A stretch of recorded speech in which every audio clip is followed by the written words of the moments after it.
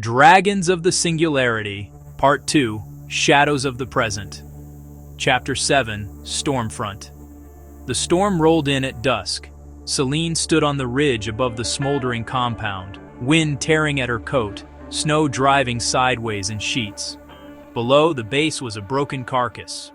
Walls blasted apart, towers crumbled, vehicles abandoned, half buried in drifts. Smoke rose from shattered hangars where fire still smoldered against the snow.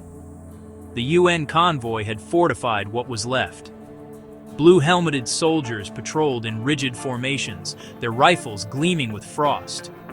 Consortium agents moved among them like shadows, their coats unruffled, their eyes bright with calculation. Floodlights carved the ruins into stark zones of shadow and glare.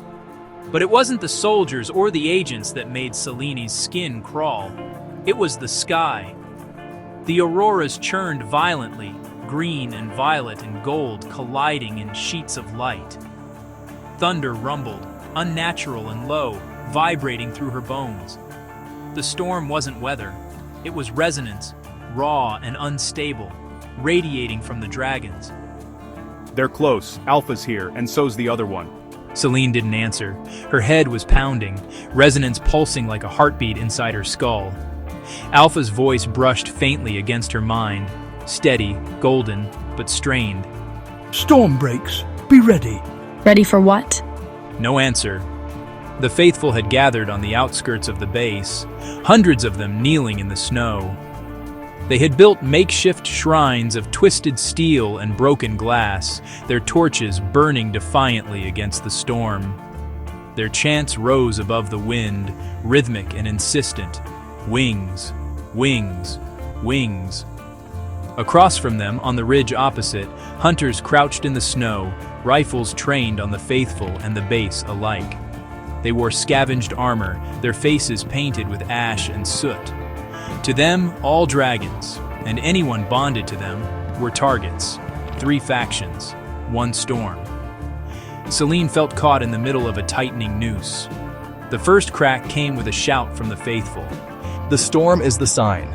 The bridge has walked among us. There. She is the chosen. Every head turned. Soldiers, agents, hunters, faithful. Eyes found her silhouette against the snow. We have to move. Too late. The hunters opened fire. Bullets ripped into the chanting crowd, torches falling, flames hissing in the snow. The faithful screamed but did not scatter. They lifted their arms higher, their voices rising above the gunfire. Selene. Floodlights swung wildly as UN soldiers poured from the compound, returning fire on the ridge. The hunters shifted aim, and chaos erupted, a 3-way battle exploding beneath the storm. This isn't just a skirmish. This is... The sky split. With a roar like tearing metal, the violet dragon descended from the auroras, wings slicing the storm apart. Plasma blazed in its throat, casting the battlefield in flickering purple light. Its roar shook the mountains, a sound of hunger and fury. The hunters scattered, cursing, their rifles useless against a titan. UN soldiers broke ranks, some firing blindly, others frozen in terror. And then Alpha came. A golden blaze tore through the clouds, wings outstretched, a roar of defiance answering the violet. Lightning cracked between them, thunder rolling across the valley. The dragons circled above, plasma and resonance colliding, the storm itself bending around their clash. Selene staggered, clutching her skull as both voices crashed into her mind. Hold, bridge, burn, choose. She dropped to her knees, snow freezing her skin, vision fracturing between gold and violet. She saw soldiers as shadows, faithful as wings of fire, hunters as teeth and claws. The resonance was consuming everything. Selene, stay with me. I can't...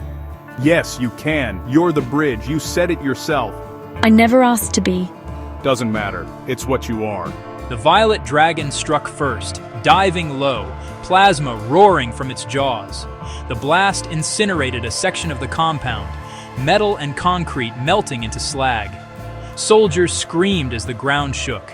Alpha slammed into the Violet's flank, wings snapping wide, golden fire colliding with violet flame. The explosion lit the storm, shockwaves rattling the valley. The faithful chanted louder, their voices rising to meet the roar. Hunters fired into the storm, their bullets lost against scales. The UN scrambled, their rifles useless, their commanders shouting into dead radios. And Selene felt herself tearing apart. The resonance clawed at her mind, demanding she pick a side. Alpha's steady hum pulling her toward unity.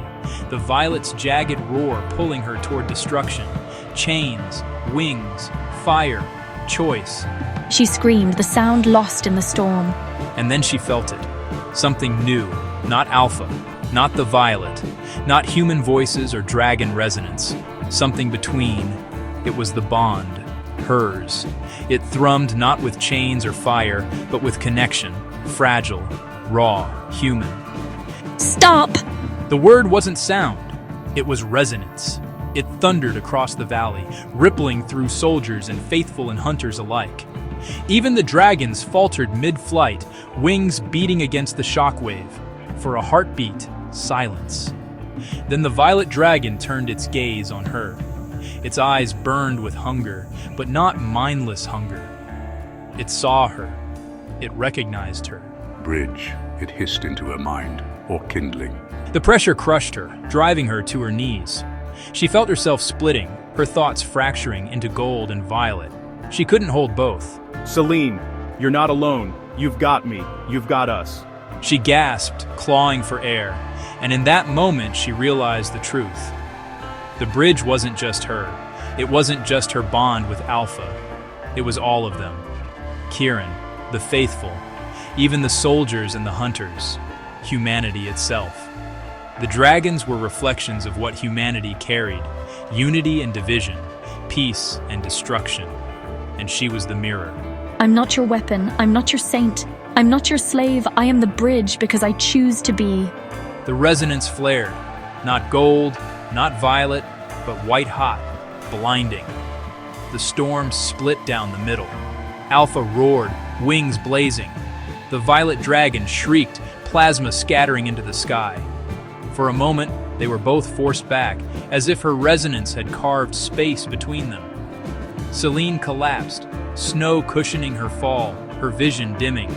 The last thing she saw before darkness claimed her was both dragons circling above, not fighting, not yet, but watching, waiting. She woke hours later in the ruins of the hangar. Kieran slumped beside her, his eyes red with exhaustion. You did it. You stopped them. No, I just delayed them. Outside, the storm had not faded. The auroras still churned, violet and gold clashing across the sky. The fracture wasn't healed, but something had changed. The dragons were no longer just circling each other. They were circling her.